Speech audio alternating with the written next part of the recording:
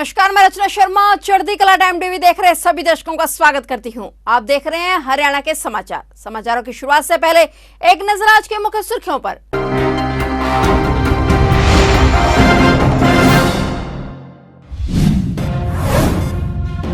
CM ने कई जिलों को दी 229 करोड़ की हेल्थ परियोजनाओं की सौगात। मुख्यमंत्री ने स्वास्थ्य विभाग से संबंधित 46 विकास कार्यों का किया उद्घाटन व शिलान्यास। आज रेसलर्स ने मनाया ब्लैक डे। पहलवानों ने काली पट्टी बांधकर जताया विरोध।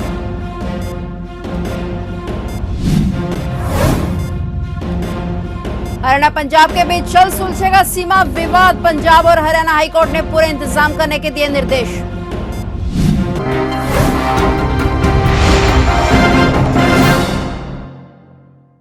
और अब समाचार विस्तार से। मुख्यमंत्री मनोहर लाल आज यमुनानगर का दौरा करने पहुंचे। इस दौरान सीएम मनोहर लाल ने राज्य स्तरीय कार्यक्रम में शिरकत की। मुख्यमंत्री मनोहर लाल ने इस दौरान मुकुंदलाल सिविल अस्पताल में बनी नई बिल्डिंग का उद्घाटन किया। इसके साथ सीएम ने यमुनानगर से ही प्रदेश के अन्य जिलों के स्वास्थ्य विभाग से संबंधित 46 विकास कार्यों का उद्घाटन व शिलान्यास भी किया। सीएम मनोहर लाल ने जनता को संबोधित करते हुए कहा कि पिछले कई दशकों से इस अस्पताल को 200 बेड का किए जाने की मांग की जा रही थी, क्योंकि यमुनानगर औद्योगिक क्षेत्र है। यहाँ हजारों की संख्या में छोटे बड़े कारखाने हैं जहां लाखों मजदूर काम करते हैं। 2 साल पहले मुख्यमंत्री मनोहर लाल ने यमुनानगर के 100 बेड के अस्पताल को 200 बेड का किए जाने और नया भवन बनाने की घोषणा की थी। अब यह भवन बनकर तैयार हो चुका है, जिसके चलते सीएम ने आज इसका उद्घाटन किया। विशेष अवसर है कि हर व्यक्ति को चिकित्सा सुविधा ये किस प्रकार से सुलभ तरीके से मिले, तो उसके लिए स्वास्थ्य विभाग का जो इंफ्रास्ट्रक्चर है, इस इंफ्रास्ट्रक्चर को बढ़ाने की जो हमारी मुहिम है, उस मुहिम में एक बहुत बड़ा कदम आज हम रख रहे हैं।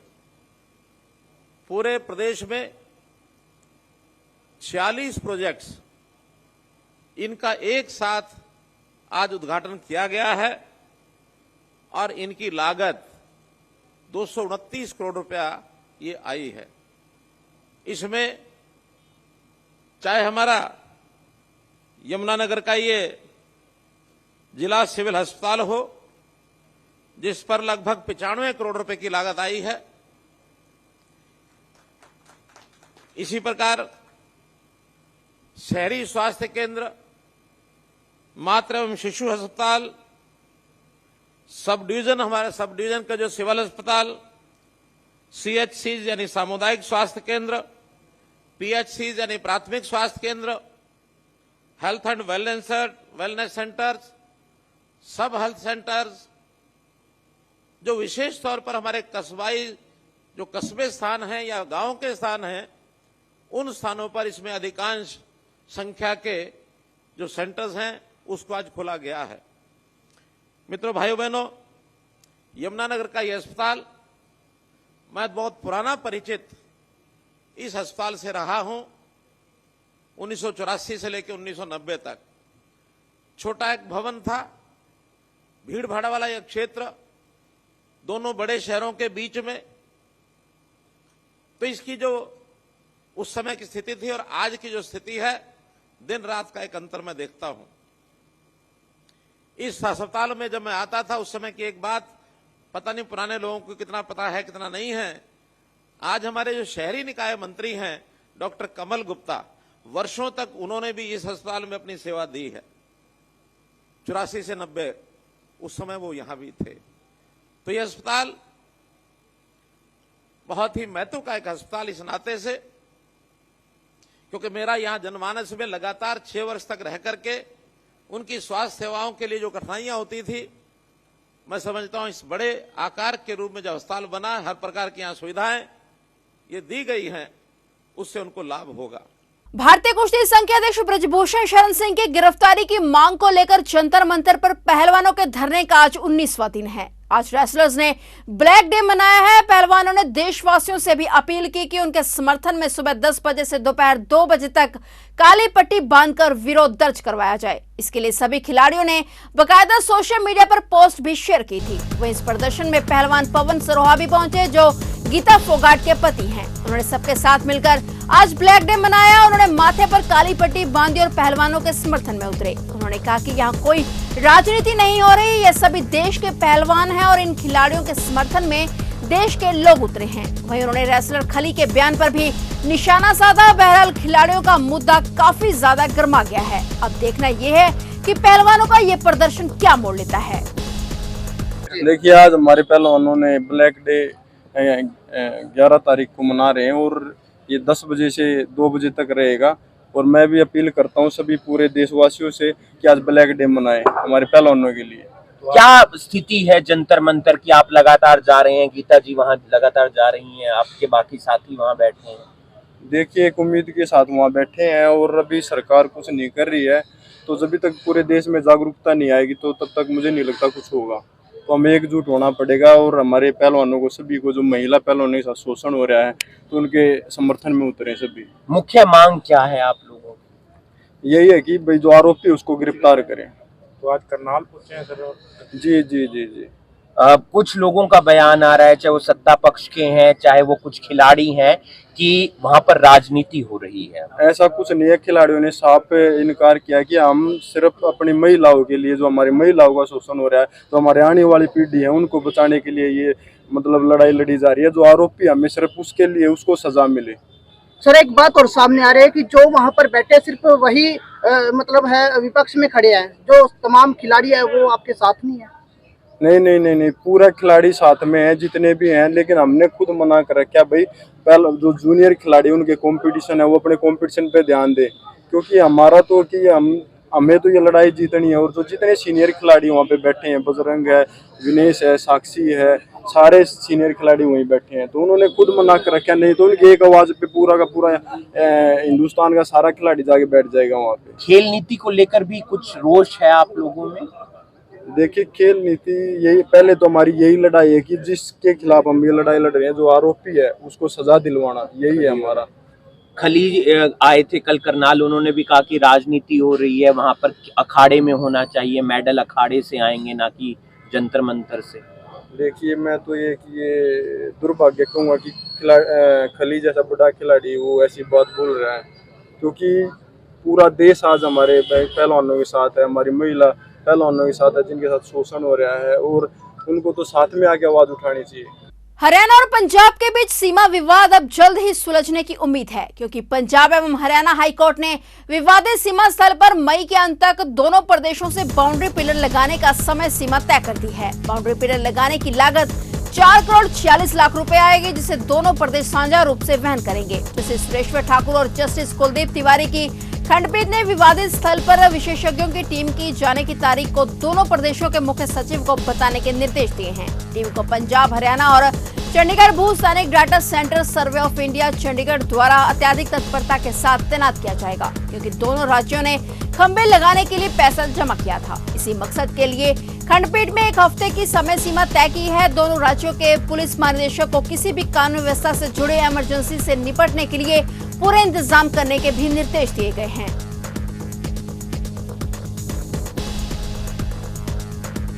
पंचकुला सेक्टर 11 में अचानक भगदड़ मचने लगी, जब वहां पंचकुला सेक्टर 11 के सिंह बेकरी और हैंडलूम के 2 शोरूम में भयानक आग लग गई। आग लगने से काफी सामान जलकर खाक हो गया।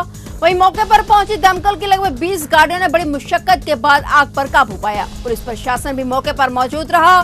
गनीमत ये रही कि इस आगजनी में किसी की जान का नुकसान नहीं हुआ, लेकिन जब तक आग पर काबू पाया जाता तब तक काफी सामान जलकर राख हो चुका था। आग लगने का कारण शॉर्ट सर्किट बताया जा रहा है।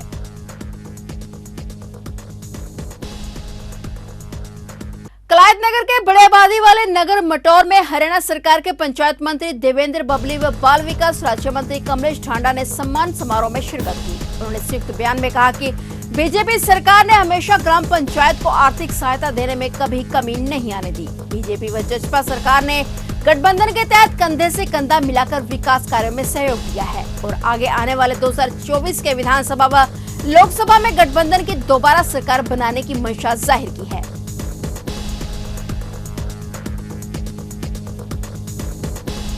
ये आज हमारे जो ब्लॉक के सभी सरपंच थे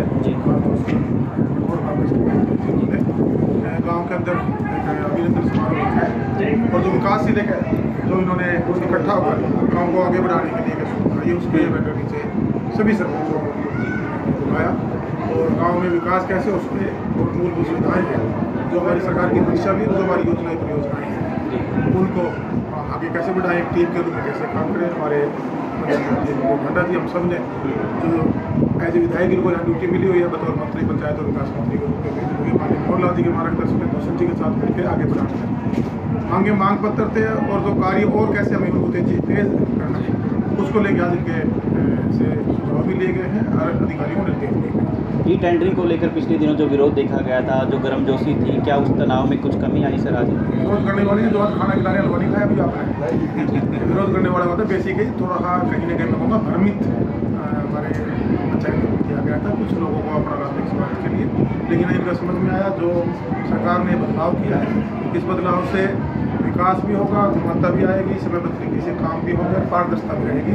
अंबाला के बाजारों में नगर निगम के अवैध अतिक्रमण पर बड़ी कार्रवाई देखने को मिली थी। इस दौरान शहर के बस स्टैंड के बाहर लगी रेडी फेडियों को भी हटा दिया गया था और रात के समय में पुलिस ने रेडी संचालकों का सामान कब्जे में ले लिया था, जिसका विरोध आज सुबह से ही रेडी फड़ी संचालक कर रहे हैं। वहीं न्याय की गुहार लगाने के लिए रेडी फड़ी संचालक मेयर रानी शक्ति शर्मा के पास पहुंचे और यहां पर उनके सामने यह गुहार लगाई थी कि वे अपने घर का गुजारा बस स्टैंड के बाहर रेडियां लगाकर ही करते हैं और ऐसे में उनका रोजगार उनसे छीने जा रहे हैं। इस पर मेयर शक्ति रानी शर्मा ने तुरंत एक्शन लेते हुए सभी रेडी फड़ी संचालकों को एक पक्की जगह देने के लिए कमेटी का गठन किया। उन्होंने साथ ही ये भी कहा कि जब तक रेडी संचालकों को जगह नहीं मिल जाती तब तक बस स्टैंड के बाहर ही उन्हें रेडी लगाने की इजाजत भी दी जाती है। देखिए, ये इनकी रोजी रोटी है और हम लोग ने सरकार ने लोन तक दिया हुआ इनको ताकि ये अपने कमा के खा सकें। ये जरूर है कि इनको कोई फिक्स जगह नहीं दी गई थी, इसलिए कहीं भी बेचारे खड़े हो जाते हैं। पर लेकिन अभी हमने कमिश्नर मैम से बात करी है और एक कमेटी गठित करी गई है जो कोई ऑल्टरनेट जगह इन लोगों को देख के इनको परमानेंट एक जगह दी जाएगी ताकि इनको जो रोज रोज यहाँ से हटाया जाता है, इनकी दिक्कतें बढ़ाई जाती हैं, उसका परमानेंट सोल्यूशन हो सके। वो इनका आपस का कोई मामला होगा, मेरी नॉलेज में नहीं है, ये देते होंगे कोई लेते होंगे तो, लेकिन ये जरूर है कि हाँ इनका भी हक उतना ही बनता है कमा खाने का, अपने परिवार पालने का जितना बाकी सबका है। तो ये हमारी जिम्मेवारी है कि हम इनको एक प्रॉपर जगह दें जहाँ पे ये बैठ के अपनी कमाई कर सकें। इंद्रीनाज मंडी में मंडी आड़ती एसोसिएशन के प्रधान पद को लेकर मंडी आड़ती दो गुटों में बंट गए। बता दें कि प्रधान पद को लेकर चुनाव मार्च में होना था, लेकिन गुटबाजी के कारण सिरे नहीं चढ़ पाया। उसके पश्चात 11 सदस्यों की कार्यकारिणी बनाई गई जिसे चुनाव कराने की जिम्मेदारी सौंपी गई। कार्यकारिणी का प्रधान समय सिंह को बनाया गया और उस समय फैसला लिया गया था कि गेहूं का सीजन खत्म होने के बाद चुनाव कराए जाएंगे। आज चुनाव के नामांकन भरने का आखिरी दिन था और 20 मई को चुनाव होना था। सभी तैयारियां पूरी हो चुकी थी। 2 बजे तक नामांकन किया जाना था, लेकिन केवल एक व्यक्ति ने ही नामांकन भरा था और इसी दौरान सतपाल बैरागी को कुछ आड़तियों ने सर्वसम्मति के साथ प्रधान चुन लिया, जबकि दूसरी तरफ चुनाव कमेटी ने दूसरा कोई नामांकन न होने के कारण महेंद्र सिंह त्यागी को विजयी घोषित कर दिया। जो मंडी आड़तियों ने मेरे को सर्वसम्मति से अपना प्रधान चुन लिया गया है ये नए सेशन के लिए। वैसे तो हमारा इलेक्शन मार्च में होना था और जो किसी कारणवश ये डिले हुआ वही सीजन के बाद करेंगे, तो इसलिए आज मेरे को सर्वसम्मति से प्रधान चुन लिया गया। और मैं जो भी मंडी की लिफ्टिंग की है, कोई बोली की है, कहीं कोई भी समस्या होगी, लाइट की है, उन समस्याओं का मैं पूरा हल करने का प्रयत्न करूँगा। मैंने पहले भी 1.5-2 साल पहले भी प्रधानी की है तो हमने कभी दिक्कत नहीं आने दी और अब भी मैं अपने सेवा भाव से काम करूँगा। मुझे ना मैं किसी के उसमें मतलब जेलसी में या उसमें ऐसी कोई मेरी हमारी भावना नहीं है। पूरा जो भी छोटा हो बड़ा हो समान रूप से अच्छी तरह काम करेंगे। करनाल हसनपुर के पास ट्रेन की चपेट में आने से एक युवक की मौत हो गई। घटना की सूचना पाकर जीआरपी पुलिस मौके पर पहुंचे, शव को कब्जे में लेकर पोस्टमार्टम के लिए कल्पना चावला मेडिकल कॉलेज में भिजवा दिया गया और मामले की जांच शुरू कर दी गई। गांव पसाड़ा निवासी 21 साल का अमित मजदूरी करता था और घर से बिना बताए चला गया था। गांव हसनपुर के पास रेलवे लाइन पर उसका शव पड़ा मिला। मृतक के परिजनों ने बताया कि अमित मानसिक रूप से परेशान चल रहा था। वहीं जीआरपी पुलिस जांच अधिकारी अमर सिंह ने बताया कि अमित के शव का पोस्टमार्टम करवाकर परिजनों को सौंप दिया गया है। मामले की जांच जारी है।